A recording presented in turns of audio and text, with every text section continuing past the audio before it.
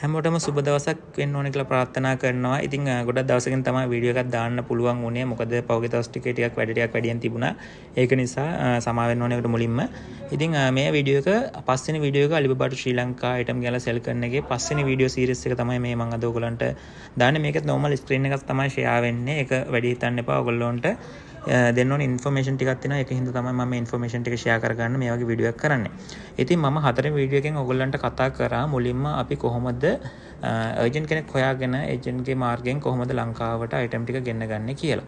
ඊට පස්සේ අපි ඊට පස්සේ කතා කරමු ඒජන්ට් අපිට ලංකාවට අයිටම් ටික ගෙනත් දුන්නාට පස්සේ අපි කරන්න ඕනේ එයා මුල් සාමාන්‍යයෙන් අයිටම් ටික ආවට පස්සේ ඒකේ කොස්ට් එක අපිට WhatsApp එකට දානවා ෆොටෝ එකක් එක්ක. එතකොට අපි කරන්න ඕනේ එයාට මුලින්ම පේමන්ට් එක කළා රුපියල් පොඩි ගාණක් යන්නේ. ඒකේ කිලෝ එක 90 ඔයගොල්ලන්ට වෙනස් වෙනවා. ඔයගොල්ලෝ ඕඩර් කරන ගාණ අයිටම් 90 ගාණ වෙනස් වෙනවා. ඒ ගාණ පේ කරාට පස්සේ ඒගොල්ලෝ අපිට කුරියර් කළා අපි ඉන්න තැනට එවනවා. එහෙම නැත්නම් අපිට කොළඹ ප්‍රදේශයේ වගේ ඉන්නවා නම් ගිහලා පිකප් කරන්නත් පුළුවන්.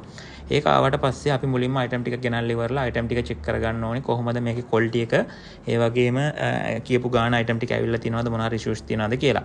එහෙම ඉෂුස් තියෙනවා නම් සාමාන්‍යයෙන් ඔයගොල්ලෝ හිතන්නකෝ අයිටම් අඩුවෙන් ඇවිල්ලා තියෙන හැම නැත්නම් අයිටම් ඩැමේජ් කියලා තියෙනවා නම් ඔයගොල්ලන්ට පුළුවන් Alibaba එකේ සප්ලයර්ට ආයතනෙන් කම්ප්ලේන්ට් එකක් දාන්න. එහෙම වුණාම ගොඩක් වෙලාවට Alibaba එකෙන් ෆොටෝස් හරි එවන්න කියලා රිවිව් කරලා ඒකට සාමාන්‍යයෙන් ඒගොල්ලෝ සාධාරණයක් ඉෂ්ට කරනවා. ගොඩක් දුරට මොනවා හරි ඉෂුස් තියෙනවා නම් ඒගොල්ලෝ රිෆන්ඩ් එක හරි අපිට දෙනවා. ඉතින් ඒ වගේ දේවල් චෙක් කරගෙන අයිටම් ටික ආවට පස්සේ අපි ඊට පස්සේ බලන්න ඕනේ අයිටම් කීයක් ඇවිල්ලා තියෙනවද අපිට ඒකට ගියපු ටෝටල් කොස්ට් එක කොහොමද කියලා. මම කොස්ට් එක ගණන් කරන වීඩියෝ එක ඊළඟ එකෙන් ගේන්නම් කොහොමද කියලා. එතකොට දැන් හිතන්නකෝ අපි අයිටම් 100ක් ගෙනාවා කියලා. අයිටම් 100ට අපිට රුපියල් 6000ක් ගියා නම් ඒ අයිටම් 100ට රුපියල් 6000ක් ගියා නම් normally අපිට එක අයිටම් එකක් වැඩෙන රුපියල් 60ක් විතර. එතකොට හිතන්නකෝ 60 යන්නේ 60ට අමතරව අපිට shipping cost එක ඒවටත් එක්ක රුපියල් 80ක් ගියා කියලා. එතකොට අපිට සාමාන්‍ය අයිටම්ස් එකට අයිටම් 100ට ගිහිල්ලා තියෙනවා 8000ක්. එතකොට normally 8000 අපිට අයිටම් 100ට බෙදුවම රුපියල් 80ක් වගේ තමයි එකකට කොස්ට් එක වැටෙන්නේ. එතකොට අපි ඒක සාමාන්‍යයෙන් කොහොම මාජින් එකක් තියාගෙන සෙල් කරන්න කියලා අපි අයිඩියා එකක් ගන්න ඕනේ. මේ සෙල් කරනකොට අනිවාර්යෙන් ඔයගොල්ලෝ මතක තියාගන්න ඕනේ ලොකු මාජින් තියලා විකුණන්න හදන්න එපා. මොකද එහෙම කරොත් සෙල් වෙන ප්‍රතිශතය අඩුයි. ඉතින් අපි මේක normally සෙල් කරන්න මම ඔයගොල්ලන්ට recommend කරන platform කිහිපයක් තියෙනවා. ඔයගොල්ලන්ට ලේසියම platform එක තමයි ඒක සාමාන්‍ය orders ප්‍රමාණයක් වැඩියෙන් වැටෙනවා Facebook platform එක.